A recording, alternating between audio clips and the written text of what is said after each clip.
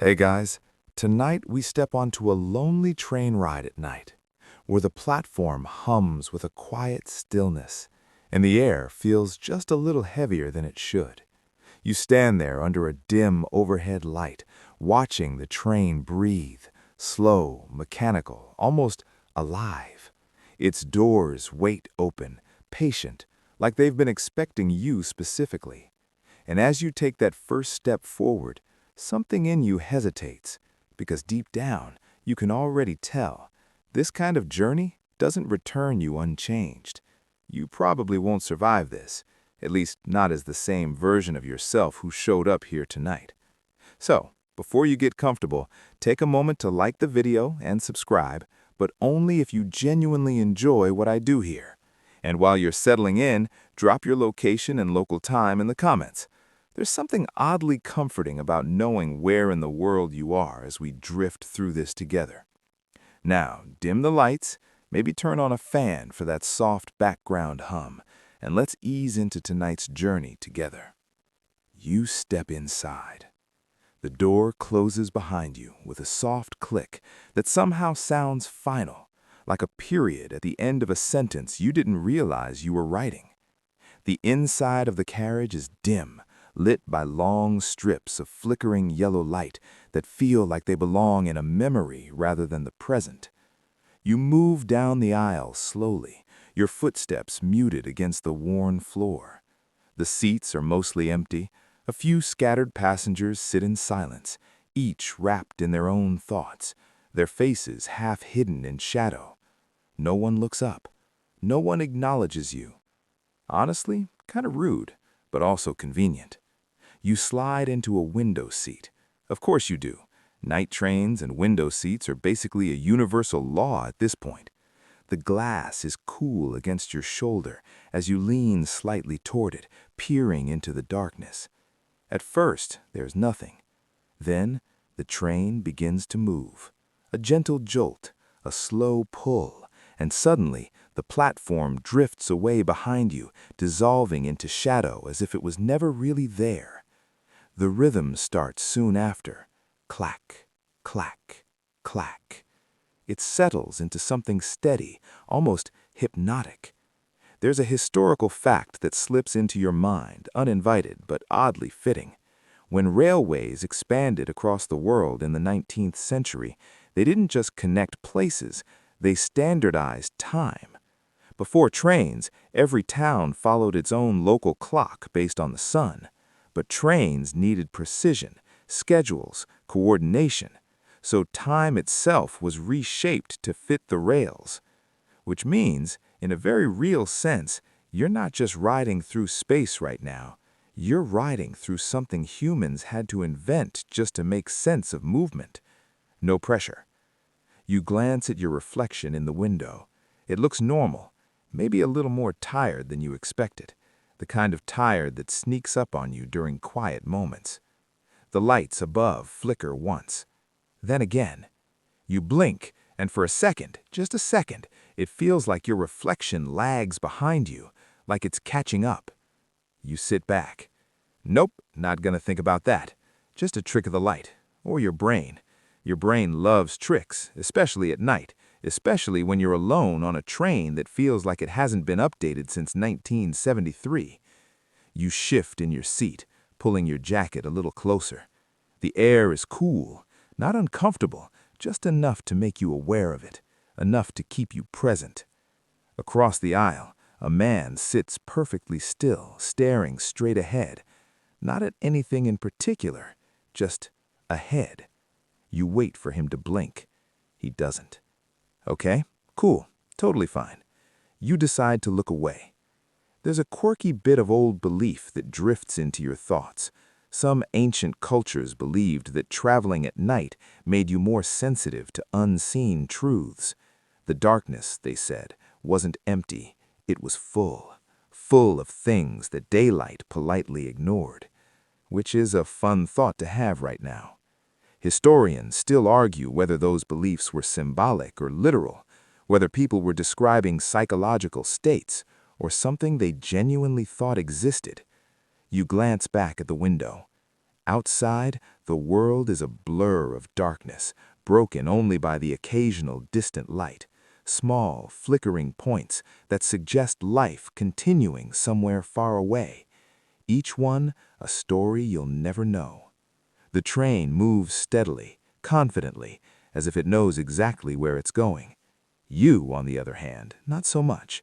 There's no announcement, no sign of the next stop, no map, no comforting voice telling you everything is under control. Just motion, just the rhythm. Clack, clack, clack. You lean your head gently against the glass again, letting the sound settle into you. It's almost soothing now. Almost. Because underneath that steady rhythm, there's something else, something subtle, a feeling, like the space you're in isn't just a carriage, but a kind of in-between, not quite where you started, not quite where you're going. And as the train carries you deeper into the night, you begin to notice something quietly unsettling. No one has gotten on, no one has gotten off, and yet you could swear the carriage feels just a little more crowded than before. The train keeps moving, steady and certain, but something inside the carriage shifts in a way you can't quite explain. It's not loud or dramatic, no sudden noises, no jump scare nonsense, but a quiet rearranging of presence, like a room where people have entered without opening the door. You sit a little straighter. The lights above flicker again, softer this time, as if they're getting tired. One of them hums faintly, that low electrical buzz that somehow makes silence feel even louder. You didn't notice it before, but now it's impossible to ignore. Clack, clack, clack. The rhythm of the train continues, unchanged, almost stubbornly normal. You glance across the aisle again. The man who wasn't blinking? He's gone. No movement, no sound. Just not there anymore.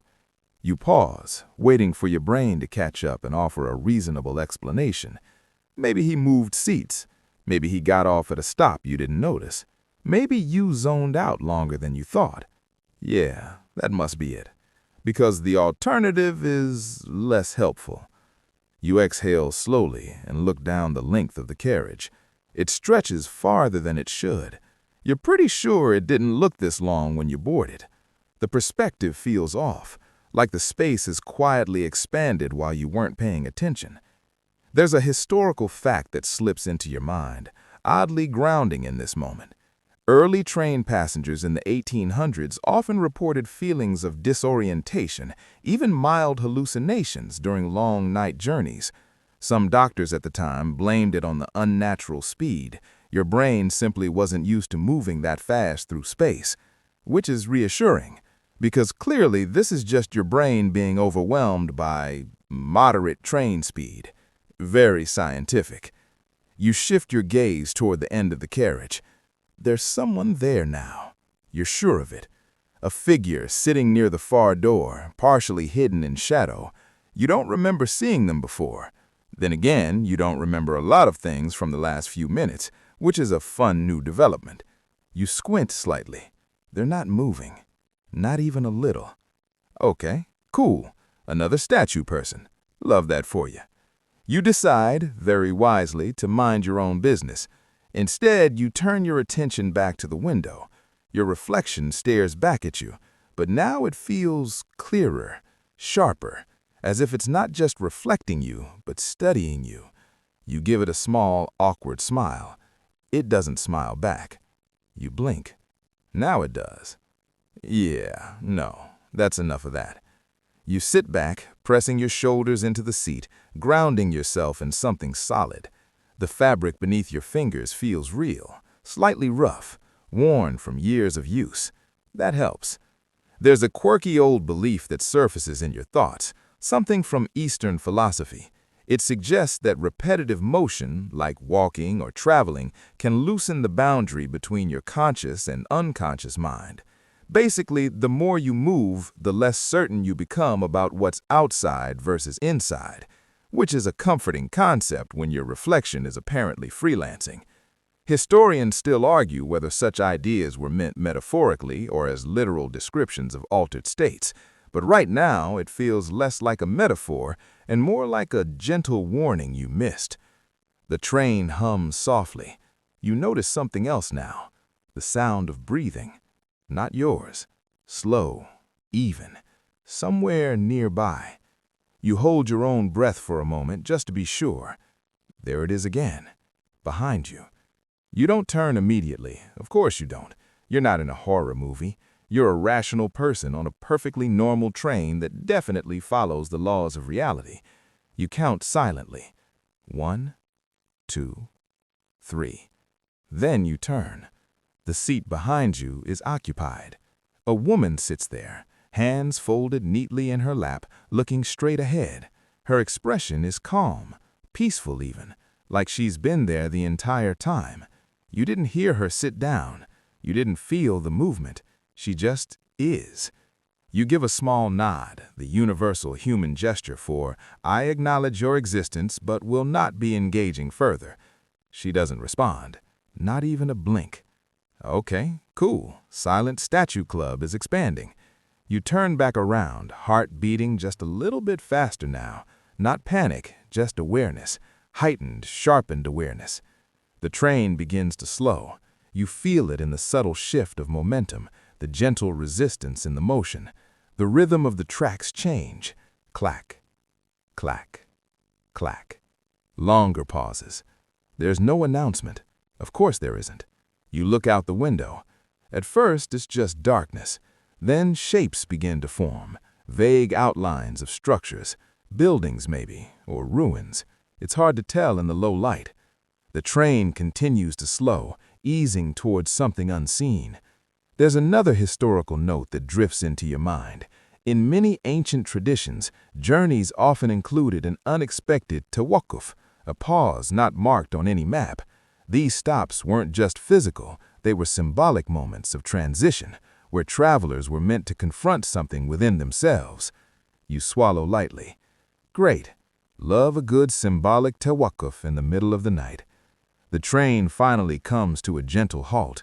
The doors don't open. No sound, no announcement, just stillness. You glance down the carriage again. The figure at the far end is gone. The woman behind you? You don't need to turn to know. You're not alone, but you're not entirely sure who or what is sharing this tawakkuf with you. And as the silence settles in, thick and heavy, one thought quietly surfaces. This train doesn't stop for places. It stops for moments. The stillness lingers longer than it should. Not the comfortable kind of silence, the kind where you relax into it, but the kind that stretches just a little too far, like a held breath that no one wants to release first. You sit there, barely moving, listening to the absence of motion, because the train has completely stopped. No clack of tracks, no hum of forward momentum, just quiet. And in that quiet, your thoughts start to sound louder than usual. You glance toward the window again. Outside, the shapes have become clearer now. It looks like a station, but not one you recognize. The platform is dim, lit by a few weak lamps that cast long, uneven shadows. The signboard is there, slightly tilted, but the letters on it seem faded, almost erased by time. You try to read it anyway. For a moment, it looks like it says something familiar. Then it doesn't. Then it almost does again. Yeah, your brain is definitely doing gymnastics tonight. There's a historical fact that quietly slips into your awareness. Many early railway stations built during colonial expansions in the 19th century were abandoned just decades later, left to decay when routes changed. Some still exist, silent, overgrown, half-forgotten, places where trains no longer stop. Which makes this situation mildly concerning, because your train did stop. The door at the end of the carriage creaks open. Not loudly, not dramatically, just enough. You didn't see anyone touch it. A faint draft of cold air moves through the carriage, brushing against your skin. It carries a smell, old wood, dust, and something else, something like rain on stone. You hesitate. Of course you do. Every logical part of your brain says, stay seated, mind your business. This is how people survive questionable situations. But another part of you, quieter, older, feels drawn to that open door. You stand, slowly. Your footsteps feel louder now as you move down the aisle, even though you're trying very hard to be quiet. The seats you pass are empty, all of them. Cool, so everyone just collectively vanished, totally normal group activity. You reach the door and pause. The platform outside looks still, not abandoned in a dramatic way, just untouched, like time passed around it instead of through it. You step down. The air is colder here, not freezing, but crisp, clean in a way that feels almost too pure, the kind of air that makes you aware of each breath as it enters your lungs. The lamps flicker slightly, casting shifting shadows across the ground. You look around, trying to get your bearings, but there's no clear sense of direction. The tracks stretch into darkness on both sides, disappearing into nothing. And then you hear it, a voice. Traveling far? You turn. There's a man standing a few steps away from you. You're not sure if he was there a second ago. He wears simple clothes, nothing remarkable, but there's something about him that feels out of place, not in the environment, but in time. His eyes meet yours, calm and steady. You nod slightly. I guess. Great answer, very insightful. Philosophers everywhere are impressed. He smiles faintly, as if amused by something you didn't say. Most people don't realize where they're going. They only notice when they arrive. You shift your weight, unsure how to respond. That's comforting, you say. It's not even a little. He tilts his head slightly. Is it? Okay, so he's one of those. There's a quirky piece of ancient wisdom that floats into your awareness, something from Greek philosophy. Socrates, for example, was known for asking questions that made people realize they didn't actually understand what they thought they did. His whole method was basically, let's gently dismantle your confidence. This guy has that energy. Historians still argue whether Socratic questioning was meant to guide people toward truth or simply expose the limits of human knowledge. Standing here now, it feels like both. The man gestures lightly toward the train behind you. You boarded without knowing the destination, he says. You glance back at it. He's right. You didn't check, didn't ask, didn't think to. You trusted the movement, not the meaning. You frown slightly. Is there a difference? He smiles again, but this time it's softer. There's always a difference. The wind shifts gently, and for a moment the lamps flicker in unison. The shadows around you stretch and bend, as if responding to something unseen. You feel it again, that subtle sense of being observed, not from the man in front of you, by something else, something quieter. You glance back at him. What is this place? He considers the question, as if weighing how much to say. Think of it as a tawakkuf, a pause between what you were and what you're becoming.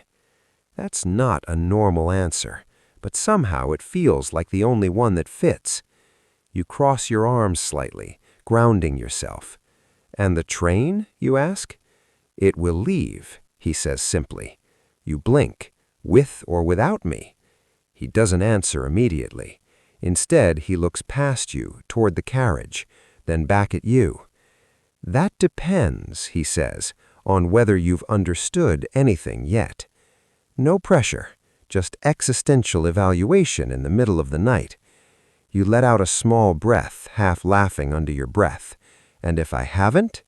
His expression softens again. Then you'll keep traveling. The wind moves again, quieter this time. The lamps flicker once more, and somewhere behind you, the train lets out a low, distant hum. The low hum of the train lingers behind you, like a reminder that time, whatever that means here, hasn't completely stopped. You glance back at it, the long line of dim windows stretching into the dark, each one glowing faintly like a memory you haven't fully processed yet. When you turn back, the man is already watching you, patient, unmoving. You shift slightly, feeling that strange pull between staying and leaving. It's subtle, but it's there, like standing in shallow water where the tide quietly decides for you. So, what exactly am I supposed to understand? You ask. He doesn't answer right away. Of course he doesn't. That would be too easy. Instead, he begins to walk slowly along the platform, and without really deciding to, you follow. Your footsteps echo softly, slightly delayed, like the sound is catching up to you instead of happening with you. There is an old idea, he says, found in many traditions, that life is less like a straight road and more like a series of circles. You glance at him. Circles. He nods. Patterns. Repeated thoughts. Repeated choices. People believe they are moving forward, but often they are only returning. That hits a little harder than you expected. You think about your own life for a moment, things you've done, habits you've kept, decisions you've made more than once, even when you knew better. Yeah, circles sound about right. There's a mainstream historical truth woven into this idea. Ancient philosophies like Stoicism often emphasized self-awareness and breaking destructive cycles. Thinkers like Marcus Aurelius wrote about observing your own mind as if you were both the thinker and the watcher. Which sounds wise until you actually try it and realize your brain is like 40% useful thoughts and 60% "why did I say that weird thing in 2012?" You glance down, quietly amused by your own mind. The man continues. The train you boarded, it follows such patterns. You look back at it again. You mean it loops? In a way, he says, but not through places. That's not comforting. Then through what? You ask. He stops walking, turns to face you. Through understanding. You blink. That's vague. He smiles faintly. It is precise. Of course it is. There's a strange silence that follows, but it's softer now, less tense, like the Macan itself is listening, but no longer judging. A quirky, almost forgotten belief comes to mind, something from ancient Eastern traditions. Some travelers believed that certain journeys were not meant to take you somewhere new, but to show you what you had been unwilling to see all along, which feels a little too relevant right now. Historians still argue whether these teachings were spiritual metaphors or early psychological insights. But standing here in this tawakkuf that doesn't exist on any map, it feels less like theory and more like quiet truth. You fold your arms loosely. So what happens if I understand? The man studies you for a moment. Then the journey changes, he says. And if I don't? It repeats. Simple, unsettling, and somehow completely fair. You nod slowly, letting that settle in. The air shifts again, and for a brief moment, the platform around you seems thinner, like the edges of things aren't as solid as they were before. The lamps flicker, and the shadows stretch farther than they should, overlapping in ways that don't quite make sense. You glance toward the train. The doors are still open, waiting. You take a small step toward it, then pause. There's one more question sitting quietly in your mind. You turn back. What about you? He raises an eyebrow slightly. What about me? He asks. You're not on the train, you say, so where do you fit in all this? For the first time, his expression changes, just slightly, not surprise, not discomfort, just something softer, something almost human. I have been, he says. That's not the answer you expected. Then why aren't you anymore, you ask? He looks past you, toward the tracks disappearing into darkness. Because I stopped asking where it was going and started understanding why it was moving. You stand there for a moment, letting that sink in. It doesn't fully make sense, but it feels like it could, and maybe that's enough. The train hums again, louder now, a signal. You take a slow breath, then another step toward the door. When you turn back one last time, he's gone. No footsteps, no movement, just absence.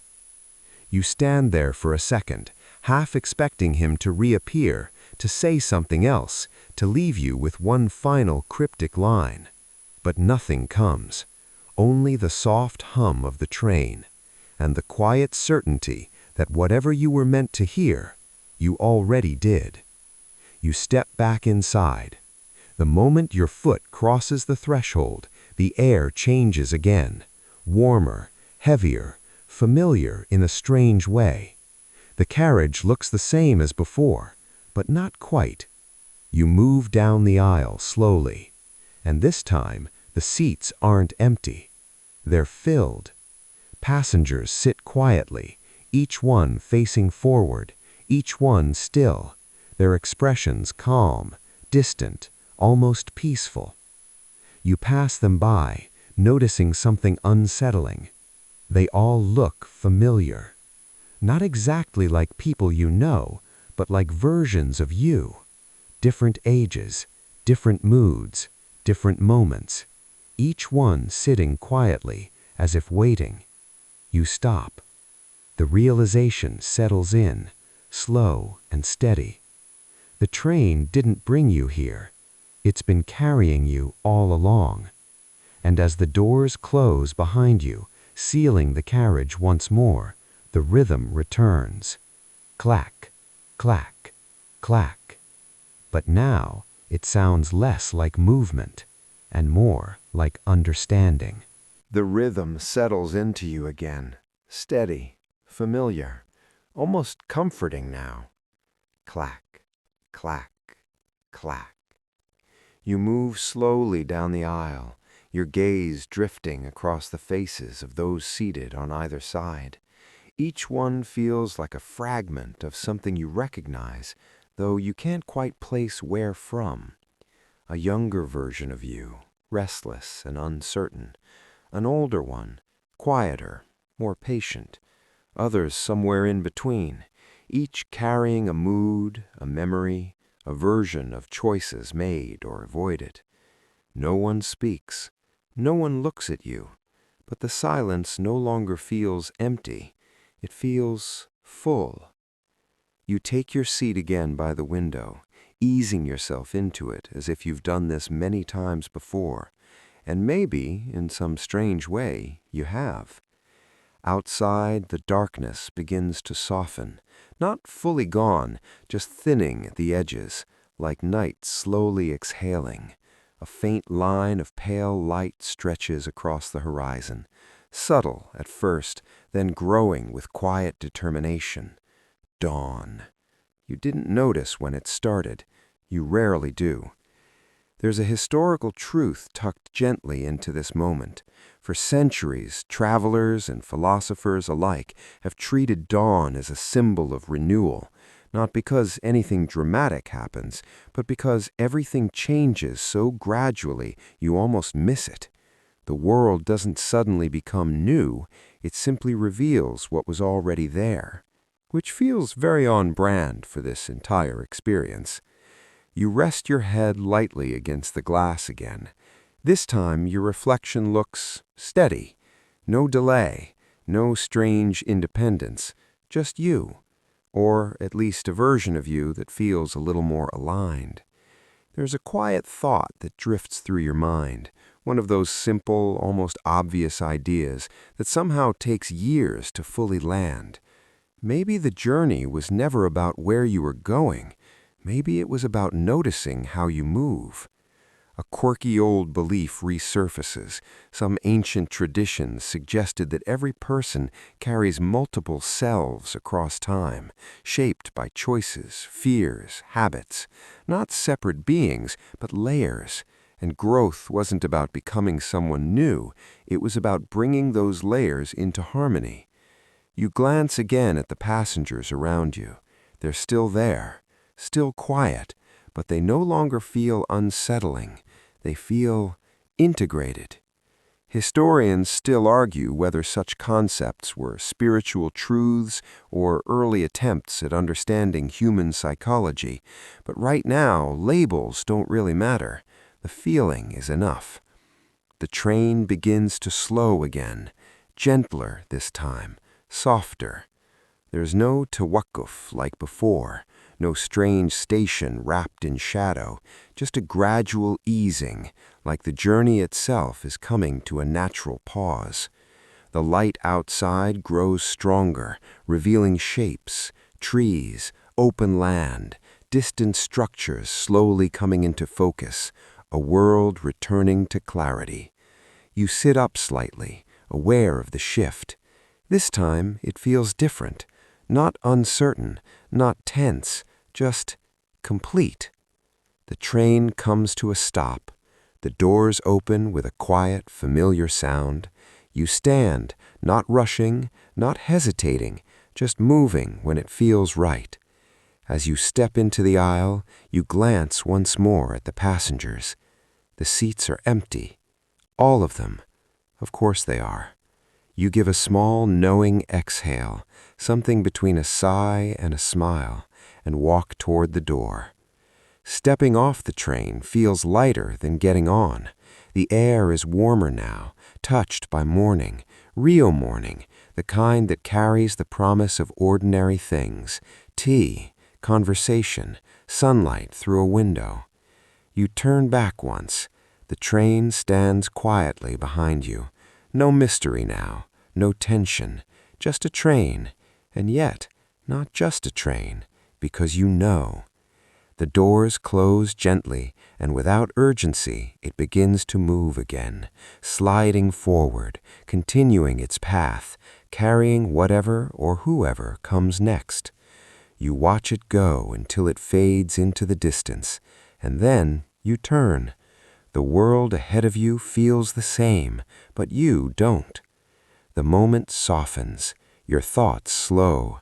The edges of everything grow gentler, like the story itself is beginning to rest.